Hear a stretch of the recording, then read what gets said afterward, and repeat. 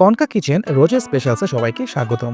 আজ রমজানের স্পেশাল রেসিপির সাথে আপনাদের জন্য থাকছে স্পেশাল কিছু। সেটা কি জানতে সম্পূর্ণ ভিডিওটি দেখতে হবে। তাহলে শুরু করা যাক আজকের কনকা কিচেন রোজের স্পেশালস।